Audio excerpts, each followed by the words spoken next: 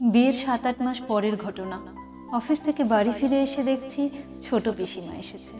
পিসিমা মানে পিসি শাশুড়ি। সেই প্রথম পিসিমাকে সামনে থেকে দেখা। বিয়েতে আসতে পারেননি, তখন শরীর খারাপ ছিল।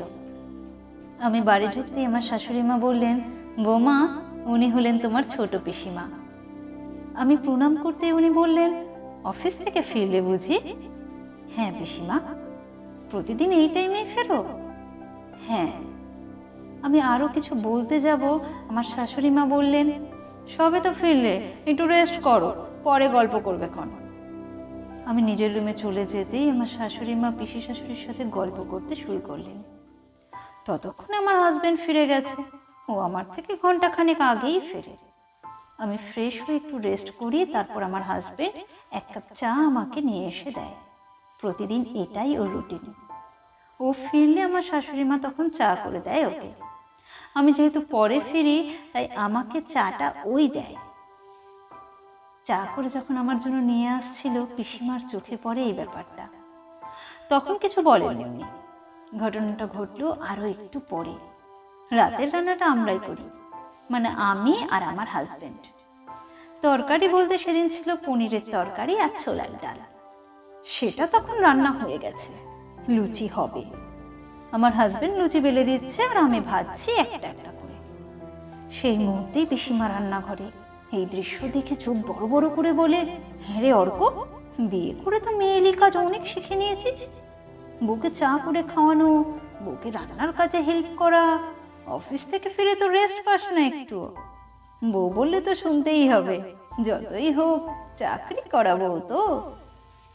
কথাটা শুনে খারাপ লাগলো। আমার হাজবেন্ড কিছু উত্তর দেওয়ার আগেই দেখি আমার শাশুড়ি মা পিছনে এসে দাঁড়িয়ে। পিসি শাশুড়িকে বলে, আরে কি যে বলো ছোটদি, বৌমা ওকে কাজ করতে বলবে কেন? ওগুলো আমিই সব ঠিক করে দিয়েছি। অফিস থেকে তো বাবু একা ফেরে না, বৌমাও ফেরে। রেস্ট তো দুজনেরই পাওয়া দরকার। সবাই যদি রেস্ট করে, খাওয়া দাওয়া তো বন্ধ থাকবে না। আর সকালের রান্নাটা আমি করে দিই, দুজনেই অফিস যায়। তোমার দাদা আর আমি এমনিতেই ভরে উঠি। দুজনে মর্নিং ওয়াক সেরে এসে আমি রান্নাটা বসিয়ে দিই। তোমার দাদা তখন হাতে হাতে হেল্প করে দেয়। কাজের আবার মেয়েলি বলে কিছু আছে নাকি? তুমি তো জানো আমি ছেলেকে সব কাজ শিখিয়েছি।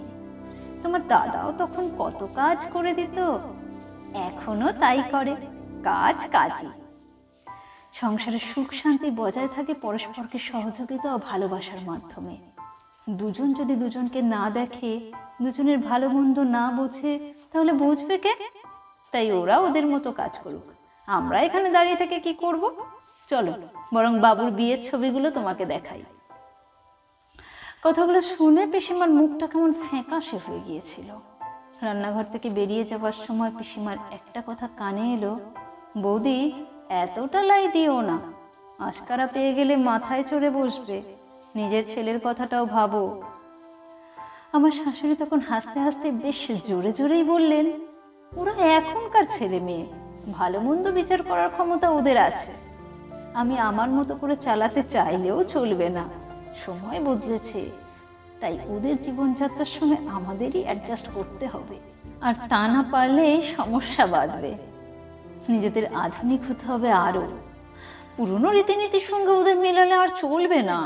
বুঝলে ছোটদি, বৌমা কখনোই নিজের মেয়ে হয় না, আর শাশুড়িও নিজের মা হয় না। নিজেদের মধ্যে বোঝাপড়া থাকলে একটা বন্ধুত্ব হয়ে যায়। আমার ছেলেটার ভালো থাকার কথা চিন্তা করতে গেলে বৌমাকেও ভালোবাসতে হবে। আমি তো বাবুর বিয়ের পরেই বাবুকে বলে দিয়েছি, যে কাজটা নিজে করে নিতে পারবে সে কাজটা নিজেই করে নিও। বউ এসেছে মানে বউয়ের উপর হুকুম করে পায়ের উপর পা তুলে বসে খাবে, সেটা চলবে না। বুঝতে হবে তোমার বউ কিন্তু তার সব কিছু ছেড়ে তোমার কাছে এসেছে। তুমি কিন্তু যাওনি, তাই তোমাকেই সহযোগিতা করতে হবে, তোমাকেই অ্যাডজাস্ট করতে হবে বেশি। আজ 5 বছর হলো এই বোঝাপড়ার মধ্যে দিয়ে সবকিছু চলছে ভালোভাবেই। না আছে ঝামেলা, না আছে অশান্তি। ব্যালেন্সটা শিখতে হয়, তার জন্য লাগে উন্নত মন আর উন্নত মনের মানুষ। উন্নত মানসিকতার সংস্পর্শে থাকলে সংসার সুখের হবেই। কলমে সরজিৎ ঘোষ আমার গল্প পাঠ যদি আপনাদের ভালো লাগে, তাহলে অবশ্যই একটা লাইক করবেন আর সাবস্ক্রাইব করে আমার পাশে থাকবেন। পুরো গল্পটা শোনার জন্য ধন্যবাদ, আর আপনাদের মূল্যবান মতামত অবশ্যই কমেন্টে জানাবেন।